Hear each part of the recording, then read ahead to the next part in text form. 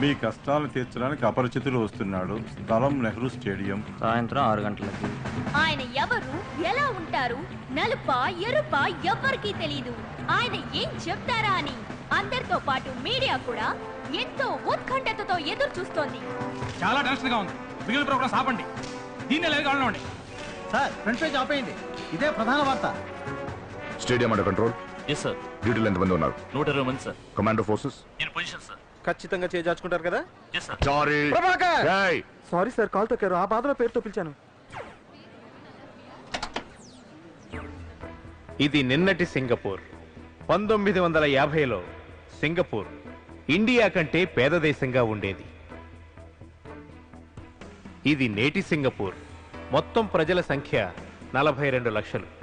644 కిలోమీటర్ల వైశాల్యం గల చిన్న దీవి. బెంగుళూరు కంటే చిన్న నగరం. ఒక సింగపూర్ పౌరుడి సగటు సంపాదన మనకంటే 25% ఎక్కువ. 80% మంది సొంత ఫ్లాట్ కలిగి ఉన్నారు. ఇది కేవలం 25 ఏళ్లలో చెందిన అభివృద్ధి. ఇది జపాన్. అధిక ఖనిజాలు, పెట్రోలు ఏవీ లేని భూకంపాల దేశం. 2వ ప్రపంచ యుద్ధంలో ధ్వంసమైన దేశం. 2 అణుబాంబులను గుండెలపై వేయించుకున్న దేశం. గడ్డిపోచ కూడా మొలవదని చెప్పబడిన దేశం ఈ రోజు ఓడల్లో వ్యవసాయం చేస్తోంది. నేడు ప్రపంచ ఆర్థిక స్థితిలో జపాన్ స్థానం ఏమిటి? 2వ స్థానంలో ఉంది. కొరియా, తైవాన్, మలేషియా మన చుట్టూ మనకంటే పేదవిగా ఉన్న తూర్పు ఆసియా దేశాలన్నీ ఈ రోజు మనకంటే ఎంతో అభివృద్ధి చెందాయి.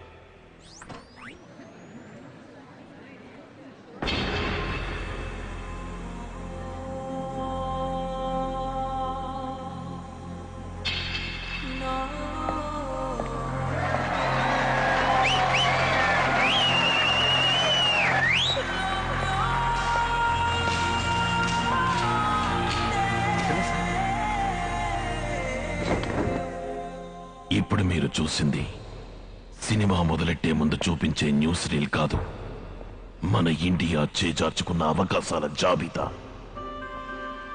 ఇది ఒక ఆధ్యాత్మిక సభో, సాంస్కృతిక సభో, రాజకీయ సభో, స్వార్థ సభో కాదు. మన మనసాక్షిని ప్రశ్నించుకోబోయే సభ. 57 ఏళ్ల స్వతంత్రం, 100 కోట్ల మంది జనం, 33 లక్షల చదరపు కిలోమీటర్ల వైశాల్యం, అందులో సగం పైగా సాగుభూమి, 10 జీవనదులు, 1.5 లక్షల కర్మాగారాలు, ఇవన్నీ ఉండి ఇండియా ప్రపంచ దేశాల వరుసలో ఆర్థిక స్థితిలో 49వ స్థానం, రూపాయి విలువలో 44వ స్థానం, శుభ్రత ఆరోగ్య విషయాల్లో 20వ స్థానం, ఎయిడ్స్ అందులో 2వ స్థానం, కుంభకోణంలో 3వ స్థానం. ఏ ఏ మీలో ఎవరైనా చెప్పగలరా? మంచి ప్రధానమంత్రి లేకపోవడం వల్లండి. మంచి ముఖ్యమంత్రులు లేకండి. మంచి మంత్రులు లేరండి. మంచి అధికారులు లేరండి. మంచి పోలీసులు లేరండి. మీరందరూ కలిసి మంచి మంచి అంటున్నారే, మనలో ఎంతమంది మంచి పౌరులుగా ఉంటున్నాం? ఎంతమంది మనలో బాధ్యతని సరిగ్గా నిర్వహిస్తున్నాం? క్రికెట్ టీంలో మంచి కెప్టెన్ ఉన్నంత మాత్రాన ఇండియా గెలవదు. 11 మంది సరిగ్గా ఆడితేనే గెలుస్తుంది. అందులో ఒక్కడు సరిగ్గా ఆడకపోయినా మీకెంత కోపం వస్తుంది? 100 కోట్ల మంది వ్యక్తులు కలిస్తేనే ఇండియా. ప్రధానమంత్రి, ముఖ్యమంత్రి, మంత్రి, అధికారి, మీరు, నేను అందరం ఒంటరి వాళ్లమే. ఎవరి బాధ్యత వాళ్ళు సక్రమంగా నిర్వర్తిస్తేనే ఈ దేశం బాగుపడుతుంది. కానీ మనమందరం ఏం చేస్తున్నాం చూడండి. గౌరవనీయులైన వీరు మనలో ఒకరు. వీరి దినచర్య ఏమిటో చూడండి. అమ్మయ్యా.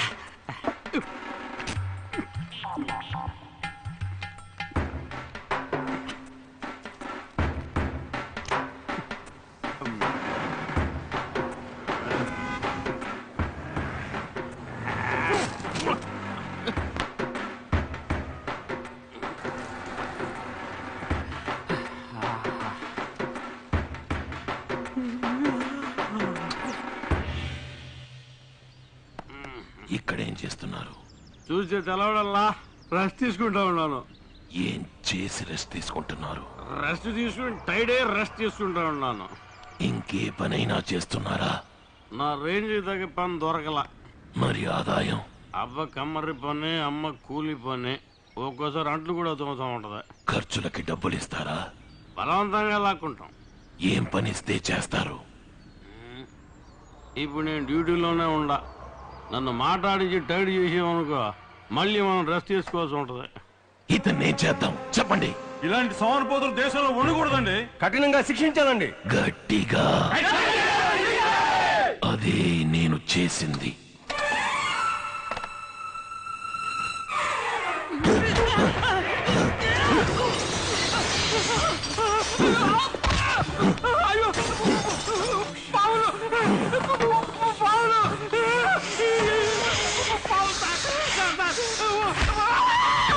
ఈ శిక్ష పేరు సర్పదంశనం.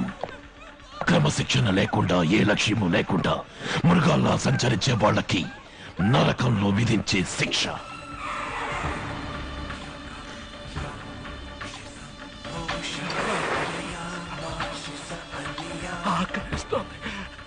ఆకలేస్తుందా?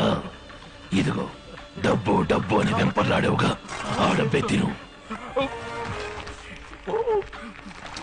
ఎంత సంపాదించినా వాడు 1 లక్ష కంటే ఎక్కువ తినలేకపోయాడు. విరోచనాలు పుట్టి చచ్చిపోయాడు. అన్యాయంగా అద్దెలు వసూలు చేసినందుకు తామస్ర నరకం. పరుల సొమ్మును ఆశించే వాళ్లకు విధించే శిక్ష. యాక్సిడెంట్లో దెబ్బలు తగిలినప్పుడు సహాయపడకుండా పోయిన వాడికి అంధకోపం. ఇచ్చిన డబ్బుకి మంచి భోజనం పెట్టని వాడికి కుంభీపాకం. నాణ్యత లేని వస్తువులు తయారు చేసిన వాడికి క్రిమి భోజనం. సాటివాడు దెబ్బలు తగిలిపడుంటే నిర్లక్ష్యం. మంచి భోజనం పెట్టడంలో నిర్లక్ష్యం. నాణ్యమైన వస్తువులు తయారు చేయడంలో నిర్లక్ష్యం. నిబంధనల్ని పాటించడంలో నిర్లక్ష్యం. డ్యూటీలో నిర్లక్ష్యం. ట్యాక్స్ కట్టడంలో నిర్లక్ష్యం. ఓటేయడంలో నిర్లక్ష్యం. ఓటేసిన వాళ్ళ మీద నిర్లక్ష్యం. ఇలా చిన్న చిన్న నిర్లక్ష్యాలని ఒక్కటై ఒక మెగా నిర్లక్ష్యమై అదే మన జాతీయ గొడవైపోయింది. మన రక్తంలో కలిసిపోయింది. అందుకే మనం ఇంకా పైకి రాకుండా ఇలాగే ఉండిపోయాం. నేను వదిలిపెట్టను. ఇక నిర్లక్ష్యంగా ఎవరున్నా వాళ్ళకి నరకలోకపు దండనే విధిస్తాను. Quick. Cover all the exits. Quick, quick.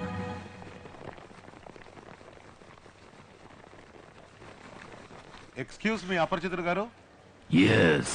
ఇంత చిన్న తప్పులకి అంత పెద్ద శిక్ష? తప్పేమన్నా బనియన్ సైజా, స్మాల్, మీడియం, లార్జ్ అని రిజల్ట్ సైజ్ చూడండి, అన్ని ఎక్స్ట్రా లార్జే. అందుకని చంపుతారా? దీనికెవరు చంపుతారలే అన్న ధైర్యంతోనేగా ఇన్ని తప్పులు చేస్తున్నాం. అని మీరు చట్టాన్ని చేతిలో తీసుకుంటారా? మీరు చట్టాన్ని మీరచ్చు, నేను చట్టాన్ని చేతిలోకి తీసుకోకూడదా? మరి కోర్టులు పోలీస్ స్టేషన్లు ఎందుకున్నట్టు? ఉన్నాయి. 57 సంవత్సరాలుగా ఉన్నాయి. మరెందుకు ఈ తప్పులన్నీ జరుగుతున్నాయి? హత్య, దోపిడీ, మానభంగాలకే కఠినమైన శిక్షలున్నాయని వాటిని మనం చేయడానికి జగ్గుతున్నాం. కానీ ఈ చిన్న చిన్న తప్పులు ఎవరికి తెలియబోయేది? తెలిసినా ఫైన్ కట్టి తప్పించుకోవచ్చు, దొరికినా లంచమిచ్చి వచ్చేయచ్చని ధైర్యంగా చేస్తున్నాం. నేను చెప్పింది విని తప్పు చేసేవాళ్ళు నొచ్చుకుంటారు. దేశం మీద శ్రద్ధ ఉన్న వాళ్ళు మెచ్చుకుంటారు. Sorry. Over. Any questions?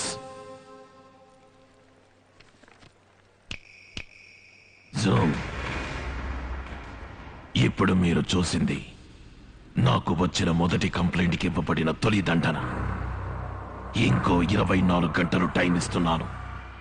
చేసిన తప్పుల్ని సరిదిద్దుకోండి, లేదంటే నా వెబ్సైట్ లో ఉన్న నేరస్తులందరినీ లిస్ట్ వేసి మరీ చంపుతాను. Okay guys, come on, shoot చేయకండి. అతను నాకు కావాలి, ప్రాణాలతో కావాలి. బయటికి వెళ్ళే గేట్లన్నీ క్లోజ్ చేయండి.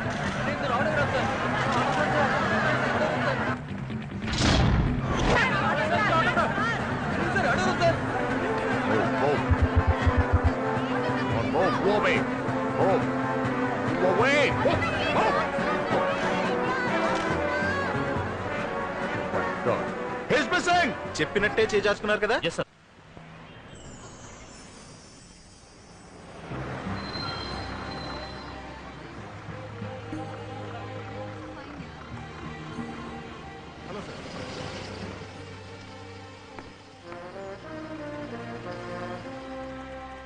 మన మనసాక్షి. Please the picture. అతని జుట్టంతా గ్రాఫిక్స్ లో రిమూవ్ చేసి చూపించండి. ఓకే అపరిచితుడు.com ఏమైంది?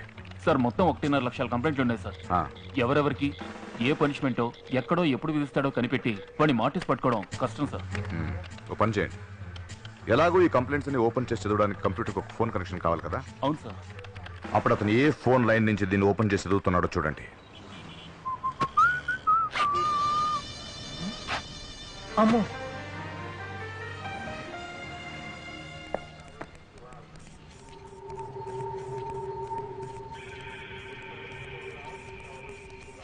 సంవత్సరానికి 5,000 కోట్ల రూపాయలు ఆదాయ పన్ను వసూలవుతుంది. ఇవాళ ఒక్కరోజే 15,000 కోట్ల రూపాయలు కలెక్ట్ అయింది. ఇంతవరకు కట్టని వాళ్ళందరూ కట్టారు. ఇండియా పేదదేశం అని ఎవరండి అంది? సార్, ఐపీ అడ్రస్ ద్వారా డైలప్ కనెక్షన్ ఫోన్ నెంబర్ కనిపెట్టాను సార్. గుడ్. ఏ ఏరియా? సింహాచలంలో నరసింహస్వామి గుడి వీధి సార్. ఇందులో ఇంకో తమాషా చూడండి సార్. జరిగిన 5 హత్యల గురించి కంప్లైంట్ ఇచ్చింది ఒకే వ్యక్తి సార్. అతని ఫోన్ నెంబరు ఇదే సార్. ఏమిటి? కంప్లైంట్ ఇచ్చింది ఒకే నంబర్ నుంచి, కంప్లైంట్ ను ఓపెన్ చేసి చదివింది ఒకే నంబర్ నుంచా? ఆ ఫోన్ నెంబర్ ఎవరి పేరులో ఉందో చూడండి. సిగ్నల్స్ దగ్గర గుళ్ళ దగ్గర ఒక ముష్టివాడు లేడు.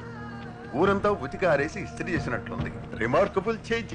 ఇంకెప్పుడు అమెరికా అంత అవదని మాత్రం అనుకో.